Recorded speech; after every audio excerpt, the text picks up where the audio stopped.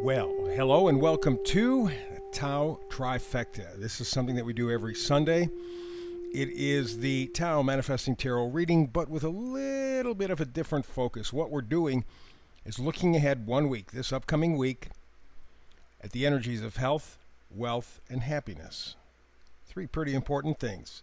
And we're going to try to help you pick up those energies and make the most of them, help you to manifest. Alrighty? So here we go. As you see in front of you, this is all you're going to see, as you well know. This one thing for about the next 10 or 12 minutes, something like that, as long as it takes to do the reading. I want you to focus on the pictures on the screen only insofar as they help you create pictures in your mind. That's where the manifesting comes from. You have this gift all the time. You even use it. But it's usually for small things, and in many cases not even very important. But when you do manifest that pair of shoes, that new job, whatever it is, doesn't make any difference. Whenever you manifest, you're still kind of like, wow. And then we kind of forget that we have that ability and move on with our life. We're focusing on helping you to focus to manifest. So check out the pictures here, the spread. Many people close their eyes, get into an alpha state, a light state of meditation. I try to inspire you, bring out that manifesting energy. So for the week ahead, starting with the left, health, wealth, and happiness. So on the left, we're dealing with health, milk and honey.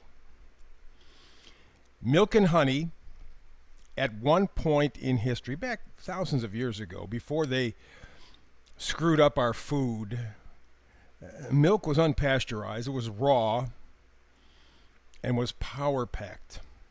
Great source of protein, vitamins, minerals, all of that stuff. Also probiotics, good stuff. Honey, much the same. And in fact, honey is, I think, the only food, at least the only one I'm aware of, that you could literally keep in a jar on your shelf. 5,000 years from now, whoever is here could open up that jar of honey and it would still be edible if that honey was raw and unprocessed. If it was as nature made, not some doggone manufacturing type jerk off. No. If they left it alone, left it the way God, nature, and the bees intended, 5,000 years from now, that honey would still be as good as it is today. Only food, I think, that can do that. So that gives you an idea in terms of the power of milk and honey. So we're talking about sustenance, not simply existence, but learning or figuring out how to thrive with very little. Milk and honey, not much, huh? Not a big grocery list. But you could literally live on those two things back thousands of years ago. So, health, milk and honey, sustenance. What are we talking about here? Well, the card in back will give us a little bit of a clue. It is the Six of Pentacles. That talks about generosity, talks about reciprocity, equal give and take. So, what they're talking about here is dealing with your health, whether it's mental, physical, spiritual, or all three, in sort of an equal give or take. Find a balance. Find a balance. Most of the food, I would say without fear of exaggeration, 95% of the foods that we eat, that we get in the grocery store, are garbage. They're not worth eating. And in fact, there's no nutritional value, and they will make you sick and kill you. You take a look at what's happening to data around the world, most specifically the United States. Do you know we're not living as long? 3 years ago, we began to notice the difference. We're living 3 to 4 years less than we did back 2010. It's because the food that we're eating has no nutritional value and, in fact, is a poison. So, milk and honey, totally the opposite. sustenance, allowing the body to grow, to develop, to heal, to be the best it can be. And, of course, the Six of Pentacles. Pentacles, of course, are things that we value. Maybe you need to value your health. Maybe you need to value nature. They want to sell us bugs to eat. They want to sell us artificial meat made in a laboratory, a petri dish. Maybe that's not a good idea. If milk and honey, untouched by man, could feed you 5,000 years ago, would still be good today. They've done that. They've done that in Egypt. Opening up some of the tombs, some of the archaeological sites there, they have found samples of honey. Perfectly edible. It tastes wonderful. What the hell do you think they have in a store today that would hold up like that? Nothing. So treat yourself with fairness. Treat yourself with balance. Be respectful of your health. Next card. Wealth. Again, wealth is not simply money. It is things that we value. And the card here is Unfinished Symphony. Interesting. So it's a process. It's a journey. And the number up top is 10 or 1. This is the beginning of your journey towards true wealth. What could be true wealth other than money? Because that's what we're conditioned. I mean, we're like Pavlov's dog. You know, if any of us think that we're free of this hypnosis thing that's been going on for hundreds of years about how important money is because the rich have the money so that way they control us. If anybody doubts that, you better give yourself some serious rethinking. And that's what the Unfinished Symphony is all about. We're not done. We're starting a new journey, a new possibility. And the card behind it is the King of Wands. Wands are positivity, enthusiasm, excitement.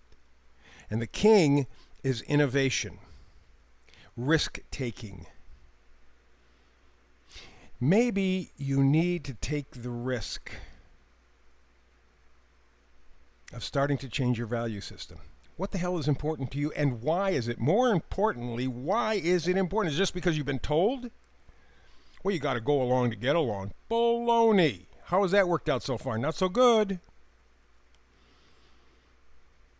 Stand up for principles. If you stand up for nothing, you will fall for everything. And up until very recently, I've seen world population fall for everything, but people are starting to wake up.